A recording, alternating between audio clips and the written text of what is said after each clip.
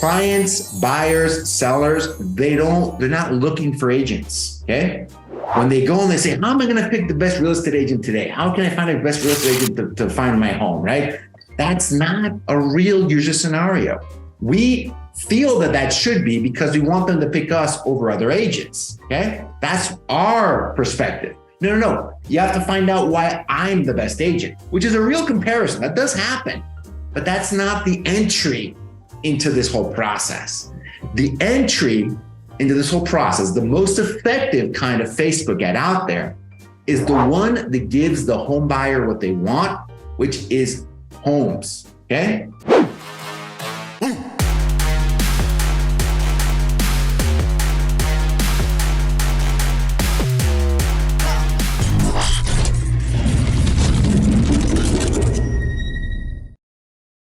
Because the management and transparency is what's very important. So once you submit a referral, you're going to have your own Home Advantage account, and it's going to tell you where everything sits. So if you have 10 referrals that you've sent into the network, it's going to give you all 10 referrals. It's going to tell you every milestone that client is sitting in, whether they're touring homes, whether they're in escrow. And you now can manage through the Home Advantage application as far as what your pipeline looks like for the referrals that you've sent. And so it's pretty sophisticated, and it's all click of a button, guys. So welcome everybody to another sponsored webinar here with the founder and CEO of PowerISA, Gus Castro. Welcome here. Hey everybody. And today he's going to be going over, the top mistakes most agents make when trying to convert leads from Facebook. And so he's going to kind of go over some different scripts, some follow-ups, some objections, which is going to be great, and even possibly talk about some interest rates going on. So I'll open the floor to you, Gus. Welcome here and excited to have you. Awesome. Hey, thank you so much, Trenton. Happy to be here. And this is a topic, that I get asked a lot about, actually. I get a lot of questions about, Facebook and, and it's more, not just questions, mostly in the form of a complaint, right? Or like a rant saying that it's typically what I hear that, Facebook doesn't work. I tried Facebook leads and they're no good. I didn't get the result I wanted, or more likely they're like, the leads are garbage. The leads suck. They're the worst leads ever, right? From Facebook. Hear it all the time. It's very common, right? It's a very common thing. And for me, it always makes me think, and I go back, some of my most successful clients and most successful agents in the industry are absolutely killing it with Facebook, right? So it's kind of like, I think, we should rephrase that, saying, hey, it's when I hear that, what they're really saying is, Gus, I wasn't able to make Facebook work for me, okay? Like, what should I do differently to make Facebook work? Because guess what, folks? Facebook works for real estate. Facebook works for real estate. And the reason a lot of folks don't have success and I mean like 5 to 10x ROI within 12 months. That's what I mean by success. 5 to 10x ROI of money. If you put $1,000 into Facebook, in 12 months, you should be making $5,000 to $10,000 back. I mean, it's an example, but like that at that level, okay, that level. And in some markets, the return is even better than that. But because the prices are so high. So, but you should be getting multiples of ROI within 12 months of Facebook. What if you're not getting that, right? And that can be like a 1 to 3% conversion rate. You get 1,000 Facebook leads, right? Coming in, properly worked, properly followed up with, properly converted. Within 12 months, you should have 10 to 30 deals, right? The thing is, here's the thing, Trenton. 1,000 Facebook leads, real estate focused, 1,000 Facebook leads for real estate are going to generate, I think, a minimum 30 to 50 transactions. It's just that you don't get them all, okay? That's the key thing. You've got to find a way to get them, okay? That's where the challenge comes in. And that's where you really need to focus this. And that's why I came up with this webinar, or the idea for the topic for today, which is, what are the things you're going to do, in my experience, the most common mistakes that agents are going to make that are going to prevent them from capturing those transactions. If you generate 1,000 Facebook leads, there's at least 30, 50 transactions in there, right? Over the next 12 months, okay? And agents can struggle to capture those. They can really struggle with that. And a lot of them are going to fail. And I want to go over the biggest things that they're doing wrong that prevent them from capturing that value, right? You're trying to capture that value. You're trying to catch them all. What is it, Pokemon, whatever it is? Trying to catch them all, right? So you want, it's probably the worst analogy ever. I'm not a Pokemon guy, but you know what I mean. So humor me, folks, humor me, right? So that is what today's topic is about, right? So let's start. Let's start with mistake number one. Okay? And this is the only one we're going to talk about, like the ad, the creative part of it, okay? The ads. And for the folks that are going to stick around towards the end, you lucky few that are going to get here towards the end, I'm going to give you a freebie, a free giveaway today at the end of the webinar. A freebie. I think you're really going to enjoy it, right? It's going to be awesome. And what we're going to be doing is we're going to be giving a free giveaway that's going to help you with your ads. And so if you wait until the end, you will be rewarded. You will be rewarded if you wait until the end of the webinar. I'll give you guys a free giveaway. But number one mistake people make when they're running ads on Facebook is that they're creative. They're creative. It might be creative, their copy and their images, right? The images, they are focusing on branding ads and not lead conversion ads, okay? Very simple concept. They're focusing on branding ads instead of lead conversion ads. What do I mean by that? And I don't have like a deck, a presentation to give you an example, but I'll describe it. A branding ad, right, is a picture of yourself as an agent. And it's kind of like, and I see these every single week live on Facebook. Facebook ads running this way. It is essentially a business card, right? It's a picture of yourself.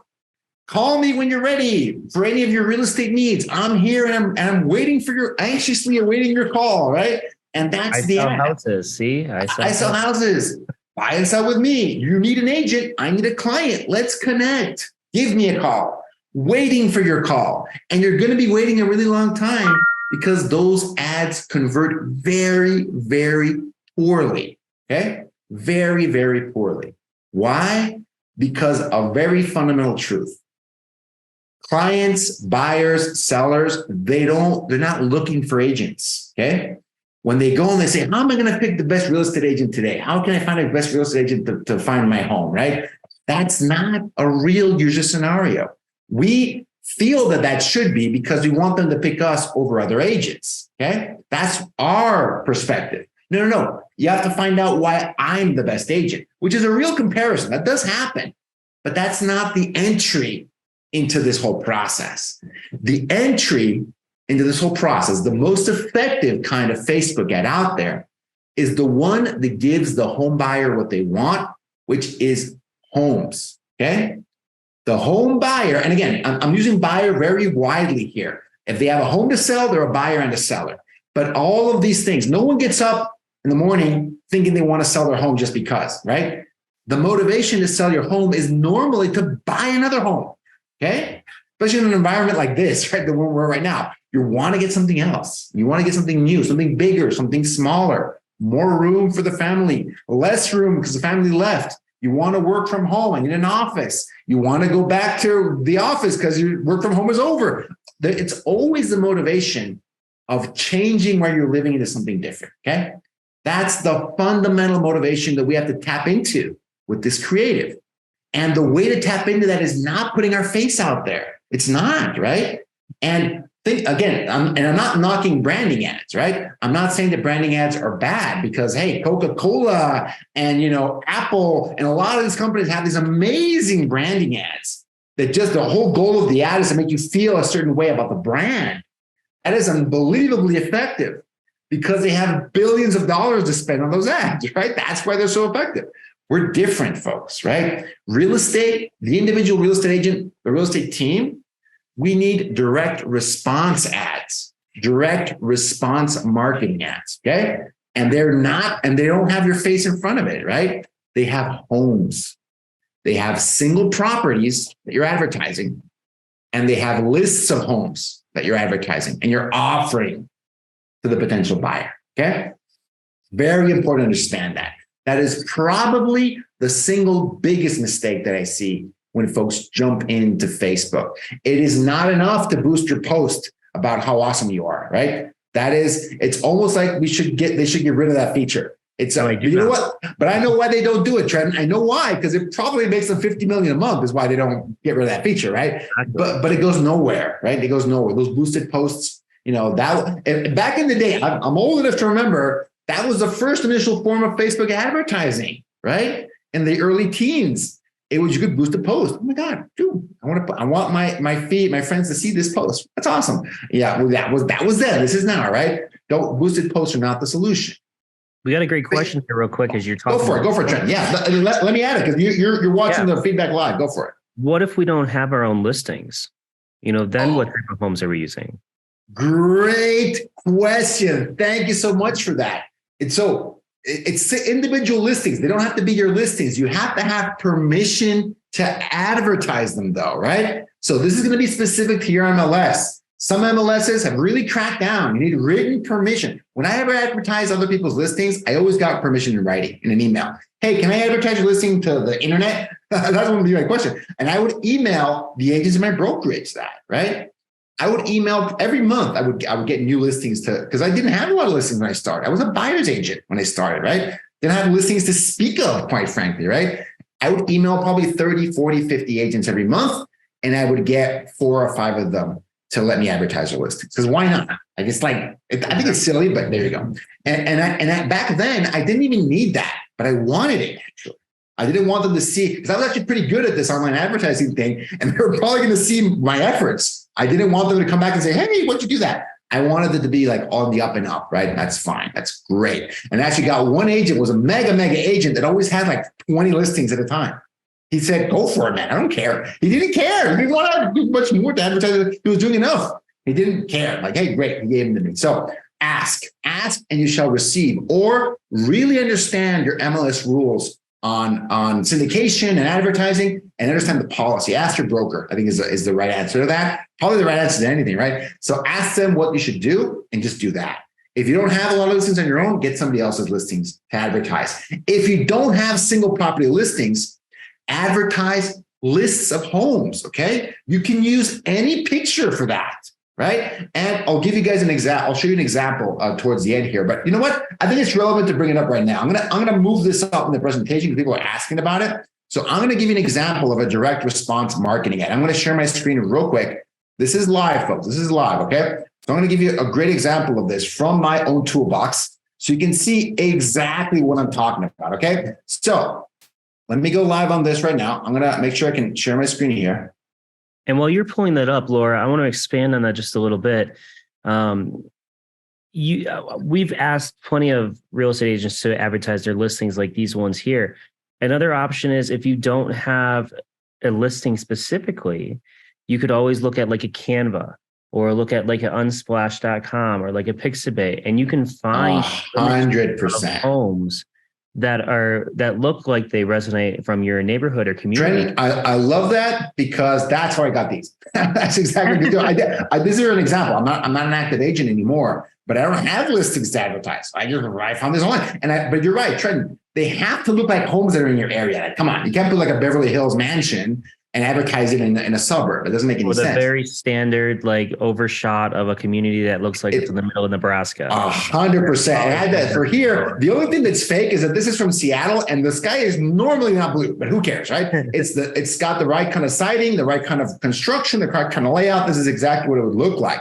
This is what I mean by direct response marketing. This is something that's going to get the attention, not of anybody, someone that is potentially looking for a new home. Nice looking home in a nice looking area. And I've got more homes like this. Attention Redmond buyers, check this out. I got a great list of homes. Get a free list of homes. This is one example of a great offer. This is a single image listing. This is a carousel listing, right? But these are really great examples. Here's some examples, and I've got more here in this document. Examples of what not to do, actually, okay? This is what I mean by these branding ads, okay? Folks, I see agents do this every single day, and it's because they don't know any better, okay? They are putting themselves out there. They're grabbing a business card, a postcard, and they're putting it out as a Facebook ad. That is not understanding the purpose of this tool. That is not understanding the psychology of the person using this tool, or just the psychology of buyers, I think in general. The internet is amazing at attracting the attention of buyers, right? It is less effective at attaching the attention of a potential seller.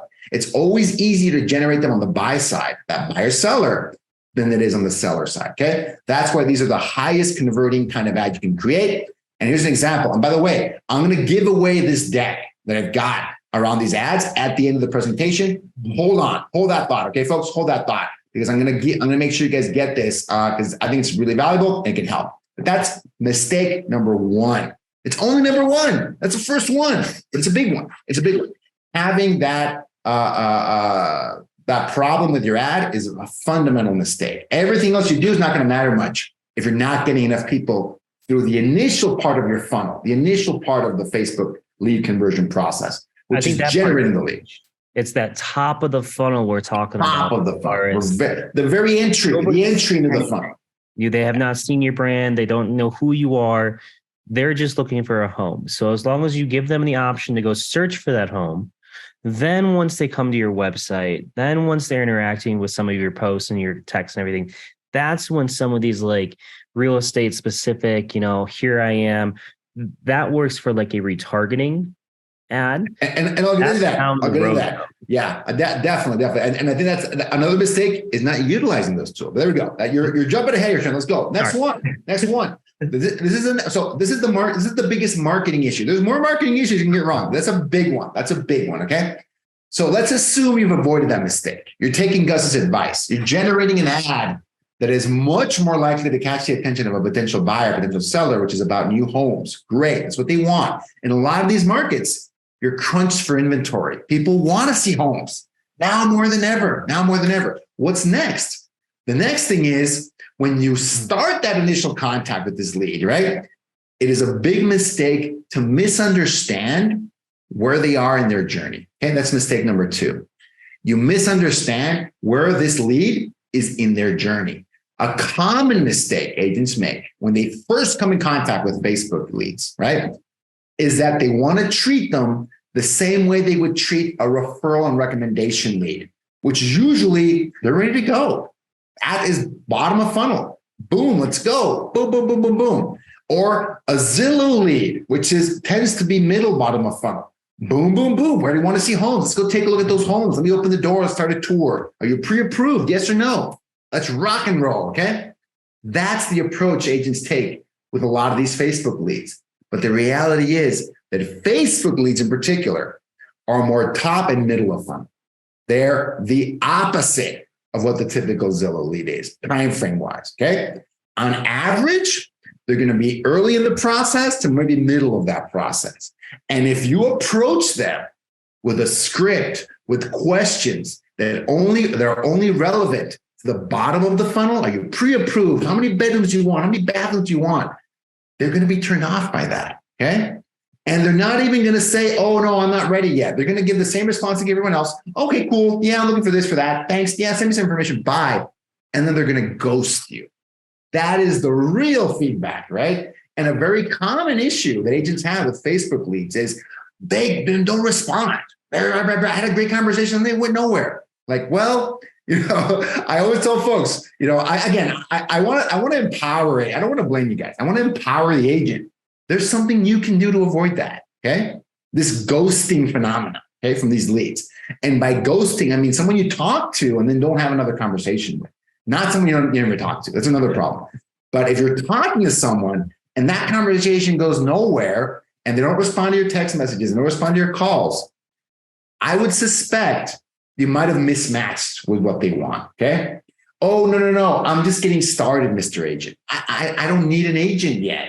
Because in my very limited knowledge of real estate, an agent's the last thing you get, right? I can do all this on my own. I don't need your help, right? That's a real consumer expectation. They almost wish they could click a button and buy the home. That they don't see, especially the younger crowd, right? They don't see the need for a real estate agent. It's almost like a nuisance to them, okay? Like, oh, I have to talk to this agent. Why are you calling? First of all, they think you're assaulting them by calling them. That's a first, like, oh my God. I don't know what you're calling me. Why? What's going on? Is this an emergency? No, right? You want to start a conversation. That's where you're starting from, right? So going for the kill and trying to close for the showing or for the buyer's consultation right off the bat can be the wrong thing to do. with these leads, right? A better approach, an approach championed by the one and only Barry Jenkins, who is actually a moderator of LabCoatAgents, is a great guy. This is a great book, by the way. This is a Facebook lead conversion book. If you haven't gotten this book, great book.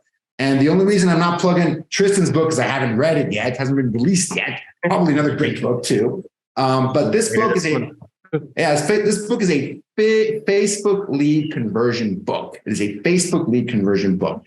And one of the nuggets, there's a lot of them in there. One of the nuggets in this book is that your initial contact has to assume that they're at the top of the funnel and be happy about that, because they can tell that we're disappointed. Like, oh no, just getting started. Oh man, bye. Let me call me when you're ready. When you're ready to go, when you're bottom of the funnel, give me a call and we'll work together.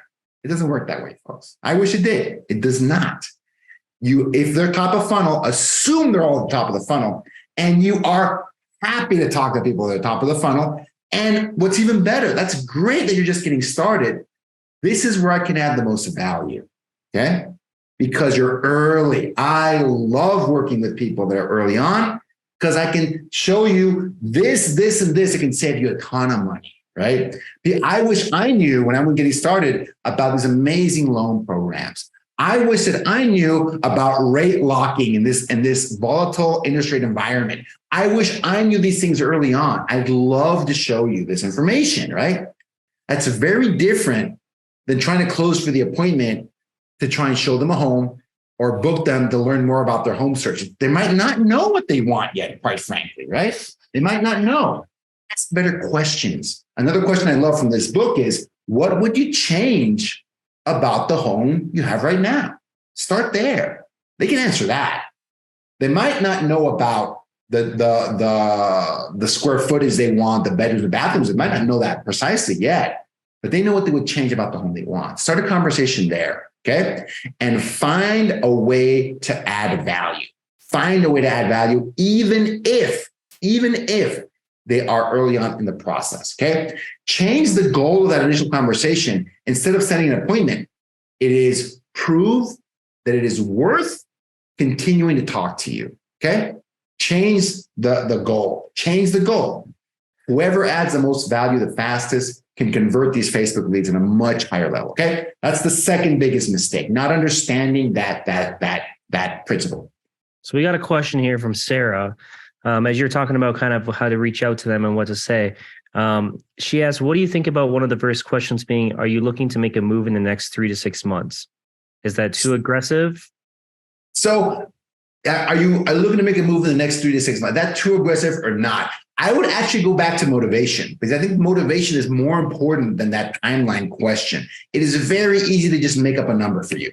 Like, what's motivating you to look for homes right now? What's motivating you to look for homes right now, right? What's the motivation? Anytime I've learned, and this is true for not just Facebook leads, for a lot of kind of initial conversations, the timeline question can be all over the place. Okay, it can be all over for good or for bad. If you want to go too aggressive, you're just inviting them to say no to that. You're just kind of inviting them to say, "Oh no, I'm just getting started. I'm just getting started. No, I don't need an." Again, remember, they're telling you in an indirect way, I don't need an agent yet, right? You don't add any value to me, right? Like, come on, you don't bother me. You're already, hurting my sensibility by calling me. Like, how dare you call me on the phone, right? Like, what? Why should we even continue this conversation? Show them value first. Show them value first, because that's going to invite a better question later. Okay, you can ask a better question, and if they see you as someone valuable, Trenton, they're much more likely to be honest with you too, right? I mean, I hate the term buyers are liars, but it's more like buyers see no value in you, so they don't see value in telling you the truth. I think it's a little bit different, right? So it's being valuable to them. Asking those upfront top of funnel questions are great, right? And are you 3 to 6 months out? Once I figure out their motivation, when do you want to make that happen for you? And that's a better question to ask. When do you want to make that happen? Because asking are you 3 to 6 months out is a me question, right? It is are you bottom of the funnel? Because you're bottom of the funnel, right? Oh, you're not. Oh, okay. They know this. They know what we're trying to do. They understand that. So it's a savvier consumer now than it was before the pandemic even, right? It's a much more savvy consumer. They understand. They know exactly what we're doing, okay? So if you're actually trying to consult with them and teach them something they don't know, right? In fact, if I had to encapsulate your goal of that first call, that first contact, it is teach them something they don't know. That is the goal, okay? Because that demonstrates value. And like, oh, this process might be a little bit more complicated than I thought. Maybe I can't just click a button and buy the home. Maybe I need this person here, right? This Trenton guy that's in front of me. Maybe he might be valuable to me. Maybe. Let's see. But if you don't teach them anything, you have nothing valuable to offer them, it's hard to get a real answer to that, right? But I would steer away from questions that are really saying, they're obviously saying, are you bottom of funnel yet? Right? Are you bottom of funnel yet? Yeah, people can catch on to that much more so than they did a few years ago. Because I've been converting Facebook leads for the last probably 7 or 8 years, real estate Facebook leads. And before, you could get away with murder. You could ask them, you want to buy now or you want to showing or not? Okay, buy. And the consumer would be much more forthcoming. Consumers way savvier now, much more savvy. So you want to be much more careful with how you ask these questions and go value first. Okay, great. Great question, by the way. Great one. We got one more here. Okay, go for it. Yep, sorry. How do you, so I don't know if you've noticed this or not, but for one of our agents here, Facebook ads are clearly properties offered for sale, but a high percentage of these leads are renters in Section 8. How do you get away from that, or how do you work with that? And I mean, for one, my thought was renters, I think, are great because in 12 months or so, they're going to want to be getting out of that rental. But I do notice that I've talked to a lot of Section 8 and renters as well. So how do you cope with that? Great. So I'm going to expand the question a little bit to make it a little bit more useful for everyone. What if you're getting a lot of people that aren't qualified from your ad, right? So there's a lot of ways to tweak your ad. So this is a little bit beyond the scope of the presentation, but I'll give you the 1-minute answer, right? Move the pin, try another area. There's a 15-mile radius. It's a pretty big radius. It might be completely out of your city or not, but I would try to move the area around a little bit. I would change the creative, right? Modify the picture you're showing, right? Why is that attracting? Modify the offer. Maybe you might be a little bit too aggressive on an offer. Hey, 0 down for homes and, 0 down payment and all these things. That's attracting a buyer that doesn't have the resources. Okay. So just make sure you're mindful of the offer. If it's just a single listing, ad and there's nothing like that, try advertising in a different area, right? For me, you're always going to get people that might be unqualified. That's not a failure. It's part of the process, right? With every 100 Facebook leads, Barry says there's going to be 5 they're going to transact. You want to get one of those, hopefully 2. The top teams get 3 out of those 5. The top in the country get 3 out of those 5. There's going to be, so best case, there are 95 people that don't qualify, okay? 95 people that don't qualify out of every 100 Facebook leads. So, the question really is, what do I do with unqualified Facebook leads? It's part of the process. It's only part of the process 95% of the time. Within a 12-month period. So that is the real answer to that, right? Like, hey, if you're generating a bunch of unqualified people, the best Facebook ads, the best teams in the country, actually the best teams in the country do have 97% unqualified people out of 100, the best teams in the whole country. And if most agents could get 99% unqualified, they would be very successful with a 1% conversion rate. Okay. So I don't think that's a problem. I really don't. It's just generating quantity of leads as well. That's very that important. Mindset as well, that there is those that are out there. 100%. And if you're not generating volume, because some agents that are running Facebook ads, it can take them 3 to 4 months to generate 100 leads. That's too little, actually. I don't think you're going to get, the number is not going to work in your favor if it's taking you months and months to generate 100 leads, right? My target, ideally, when I'm running a campaign, I should be generating at least 100 leads every 30-day period, at least, right? For my Facebook campaigns from PowerISA, 15, 20 leads a day, right? Again, different market, but you need volume. You need volume because it is a big volume. It is a big volume. Okay, great question though. So I took a little bit of time, a little bit outside the scope, but yeah, I would try tweaking it that way. Well, you know what? If it's a conversion question, it is related because my next biggest mistake, we already covered, the marketing, using the wrong marketing approach. We already covered misunderstanding where the buyer is. My third biggest mistake is in the follow-up, okay?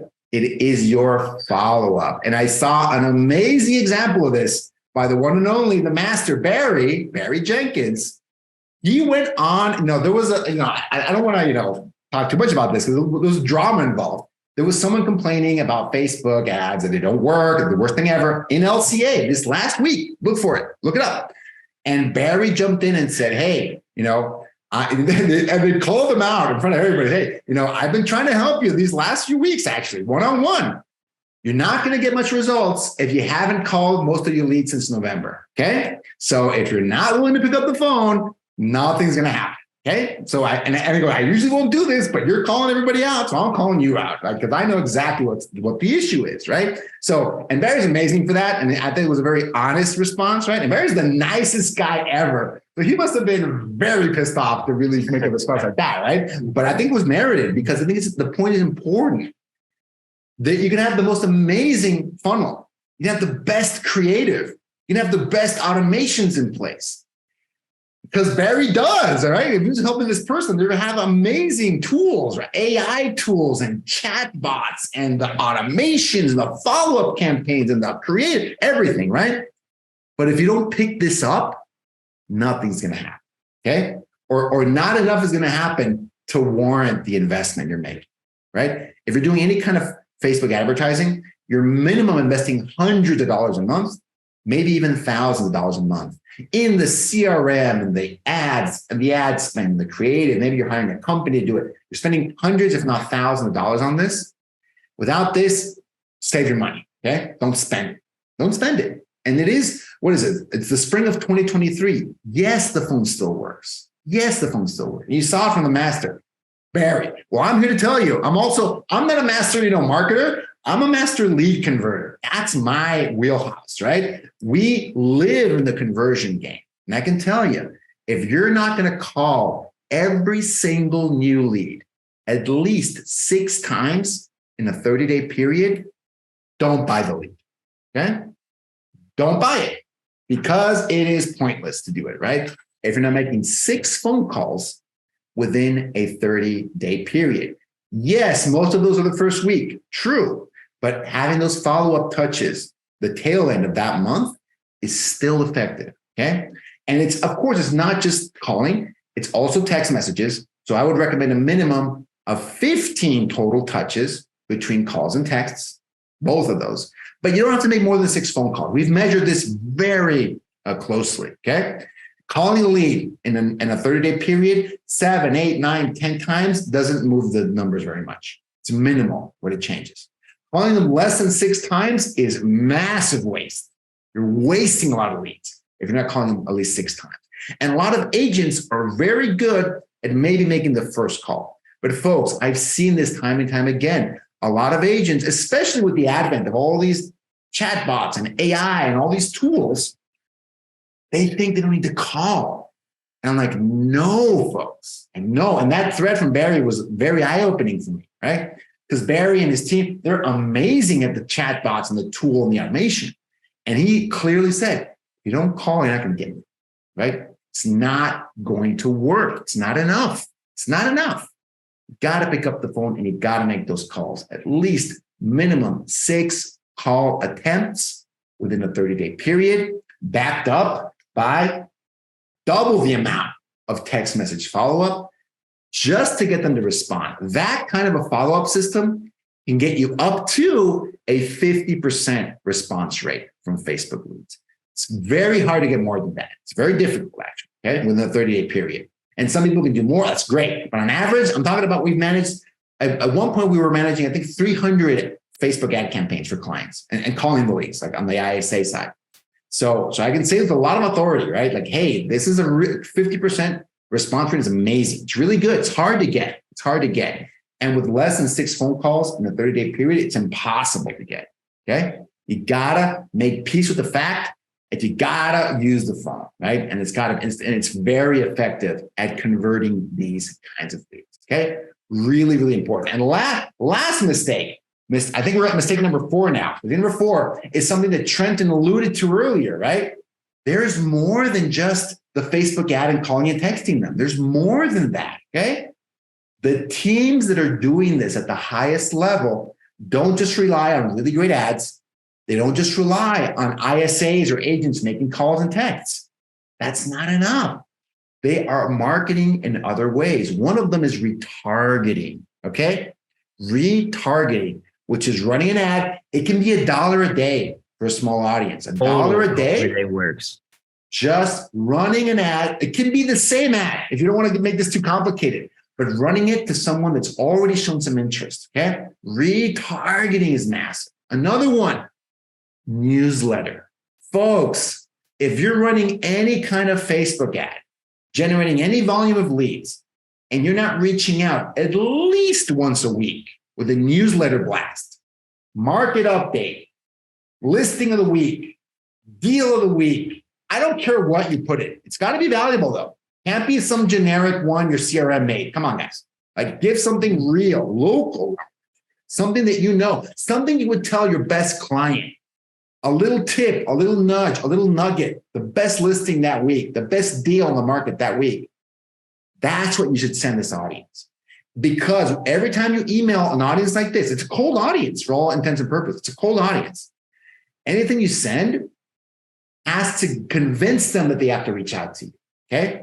That's the kind of content you put in a newsletter. It isn't the, hi, everybody, it's the fall time. No. This is direct response marketing. This is not what you were taught in, brokerage school or real estate school, right? This is not that. This is not your grandpa's newsletter. This is converting content, right? Your picks for the best deal of the week is converting content. Your tip to lock in that interest rate is converting content, right? Really, really important. So newsletter, retargeting ads, and I'm going to go one step further. Facebook group, right? Your whole sequence in your texting sequence, emailing sequence, in your email signature, in your landing page, if you have a landing page, and whatever. They should be inviting people to join your locally branded real estate group, okay? Facebook group. Join in there because they get more little bits of content in there too. And Facebook, the algorithm loves Facebook groups, right? It's organic content, it's engaging, people want it. So those three things are gonna get you past that 1% conversion rate because that's what the best teams in the whole country, they're excellent at this. Retargeting, email newsletters that convert, and a Facebook group to give them all the above, the same things. You can share the content there. I go live I have a 5,100 person Facebook group. I know LCA has like 180,000. Yeah, you start somewhere. Got to start somewhere. I have a 5,100 person Facebook group. I started 3 years ago. Okay. That group makes me money every single month. Okay. Because not so much before now, but early on, I went live every single day. Now I do it about 3 times a week. I went live every single day in my group, just giving them value, right? I wanted to give up value to someone that might be thinking of, in your case, someone that might be thinking of buying or selling a home. In my case, it was someone that might be hiring an ISA, right? That I'm giving them value every single day, and this makes them much more valuable. Folks, we're pretty much out of time now, but here's the giveaway. Here's the nugget, okay? If you want a copy of that slide deck I showed earlier that showed the examples of these direct response ads, these really high converting Facebook ads, all you have to do is send an email to take this down. And Trenton, you might help me write this out in the chat. Send an email to info@powerisa.com. And it should say the word, hold on one sec. Let me get the keyword out here because I obviously forgot it. It's got to use a keyword. It has to say free Facebook deck, okay? In the subject line. In the subject line, 3 words.